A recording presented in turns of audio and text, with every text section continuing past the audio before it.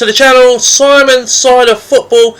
Please hit that like button and subscribe to the channel. It would be much appreciated. So Spurs played their final pre-season friendly yesterday against Bayern Munich, where we lost 4-0. And the result really showed the class of the game, really. Bayern Munich utterly dominated the game, outclassed us in every way. Kane got a goal for them as well. Maybe marginally just offside, but he got his goal. He missed a penalty where he slipped. I think Coman got their other goal, and then two of the youngsters. But the quality was like night and day. They were a lot better than us, and they've only really just sort of started their pre-season really, because they had that Club World Cup where they went quite deep into it. So I think this is only their second pre-season friendly. So that was our fourth or fifth sort of. Well, if you count the double game on in one day, I think it was our fifth. So fifth or sixth. But nothing we were poor. Attacking wise, showed nothing. Kudus done a little bit what he could, but he's on his own really. He didn't have anyone. Every time he done a little run, he had no one support with him. So you can't do it. You can't take a whole Bayern Munich back four and they're holding midfielder on and have no one to pass to. And Richarlison was so poor. He had a few chances in the first half. Only half chances, straight to keeper. Second half he had a header which he should have done much better, at very least get it on target, and he headed it wide. For me, he's very poor. Johnson, you wouldn't even know he was playing. He literally didn't touch. I don't remember. He made one good tackle when he tracked back and made a good tackle. Apart from that, he was not in the game. He might as well have not been playing. It's the same as he is even when he plays on the right side. He might as well not be playing unless he's at that back post putting the ball in the back of the net, because he offers absolutely nothing in game. Absolutely nothing. It's been like this for the 2 years he's been here, 2 or 3 years he's been here as well. He's done absolutely nothing. So, and then up front, like I said, Richarlison was poor. So, and then the number 10 in the first half, we had Sarr, who's not a number 10. You can't, it's not what he does. He's like a number 8, number 6, number 8. He's just an energy player in midfield. And then Bergvall come on in the second half, where the game, we was already being outplayed in the first half. A hard game for him to come into, and he's only 18, so it's not there. We need an experienced number 10 now that Maddison's out injured. There's no getting away from that. So yeah, poor game. No one played particularly well at all. So yeah, that was the game, last friendly. But hopefully that will show to the board that how far behind we are. Sorry, excuse me. How far we are behind. Daniel Levy comes out and says we want to win. Compete on all 4 fronts, win league, win Champions Leagues, and all this, and it just shows that how far we are from that sort of thing happening. With it's like night and day how much the difference between us and Bayern Munich. So, and that's the levels really, because Bayern Munich, they'll probably go and win their league this year, and they'll be one of the favourites for the Champions League. So, if you want to get to that level, you need to start acting like a big club. So, that's where I bring on to this about transfers. So, all we've done this summer so far, we've bought Takai in, £5 million youngster who's injured at the moment. Kudus, good signing. I think he's a good player. He'll do well for us this year. And then Paulinho on loan, who played 45 minutes yesterday, by the way. He's not ready. He's not match fit yet. You can see he needs some game time first. So it's going to take him a couple of weeks for him to get up to scratch, I think. But them two are good signings. But we still need a number 10, a left winger, and a striker if we want to compete this year. Because if not, we are not getting goals from anywhere. Solanke's still injured. He needs to service if he's going to get goals. And if he's like he was last year, he got 8 or 9 goals maybe. That's not going to be enough. With no Maddison for the season, Sonny's left, Kulusevski's injured for a few months yet. We've got no firepower whatsoever.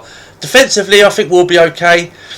I think there's talk we might get another defender in still, but I think I think at the back I'm not so concerned. It's at the top. You know, Daniel Levy he's not doing nothing for this football club. Him and Lang, who are supposed to be like sorting out transfers, are not doing anything. We are so behind, it's unreal. We start our season in 5 days' time in the Super Cup against PSG, and we've got no out and out left, you know, no left winger to really score goals, assist. All we've got who can play on left wing is Odibert or Matthias Tell, who are both young players who are not ready for a campaign where we're in the Champions League. They are nowhere near ready. And we've got no number 10 in the squad now who's fit, and we need that playmaker player who's going to create chances and be that player who's going to be the in between the midfield and the striker and wingers, so he can feed passes and, you know, open them defences up. So we're going to need a number 10. Madison's injury only happened 4 or 5 days ago, so, you know, I can excuse a little bit that we haven't got one in yet, but there should be links to players. You know, I've seen the Paz. He plays for Como. Used to be at Real Madrid, but I think it's a difficult deal to do because Real Madrid get 50% of the transfer fee, and also I think they've got some sort of clauses where they can buy one season at a certain price, another season at a certain price. So it's a bit of a difficult deal to do. I just don't understand why we don't go out there and go and get a Jack Grealish, who's, you know, we can go and get on loan. You know, Eze's still at Palace. You know, Arsenal don't really look like they're moving for him. Go and pay the 65, 70 million for him. You know, we had 60 million down for Morgan Gibbs-White, so the money's there. We've got 20 million for Son, and also the money we would have got from who else was it? Was there someone else? I can't remember who it was. Well, anyway, the money from Sonny, anyway, 20 million we got for him. You know, we've got money there. So we need to go spend it on a left wing and a number 10 at the very least, and try and get a striker as well. You know, Wissa, he's still at Brentford. You know, go and get him. He'll get goals. You know, he played under Thomas Frank before. He knows how he plays. You know, so it won't be hard to integrate him into the squad. It really wouldn't. So we need a goal scorer. We need a number 10 who can create goals, and we need somebody on the left side who's more experienced than Tell or Odegaard. Because at the moment, we are going to be having a poor season, in my view, next year, because we are not going to score goals. At the moment, we're playing Champions League football. Champions League football with a strike force of Solanke, Kudus and Odibert. We are one injury away from Kudus injury away from having pretty much a championship front three, or lower, you know, a relegation battle front three. We really are. We are nowhere near ready for the Champions League. It's pathetic. It's every year we do this. Every single year. You know, I no doubt we'll get a number 10 in. I can't, you know, we will get a number 10 in. I don't even think with Daniel Levy that he will not get a number 10 in.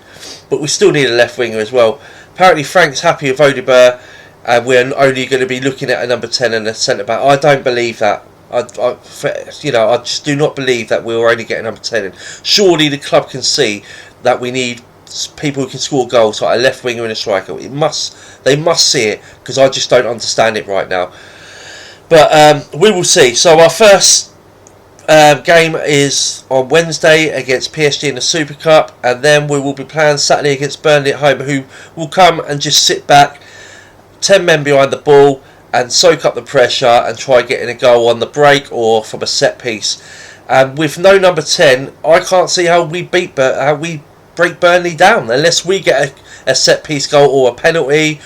Because I can't see how, you know, or a defensive mistake. Because I don't see how we open them up at the moment with the current players up top. Because we just don't have a number 10. Keep saying it, but it's frustrating. I'm frustrated. I think a lot of us, all us Tottenham fans, are frustrated.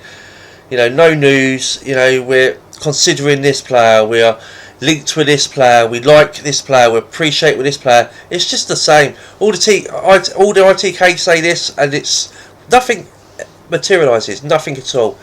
And it's got to a point now where it's getting silly, and we need these players in the door. There's still, 3 weeks left of the transfer window, but we're starting our season in 5 days' time in the Super Cup. 5 days' time. The time the players come in, integrate with the squad, that's what we're 3-4 Premier League games done. You know, and that could be 6-9 points we're behind on where we could have had on the board. So, you know, these players need to come in as soon as possible. I'm hoping we'll get one or two done before Wednesday, but at the moment, do I see it? No, not at all. I see we're going to get beaten by PSG, not ready for the game on Saturday against Burnley. So, we'll see. But let me know in the comments on your thoughts and what your frustrations are on the board at the moment. And we'll see. We'll have to see what happens. But if any transfer news does come, I will let you guys know. But hope you all have a great weekend. And as always, come on, you Spurs.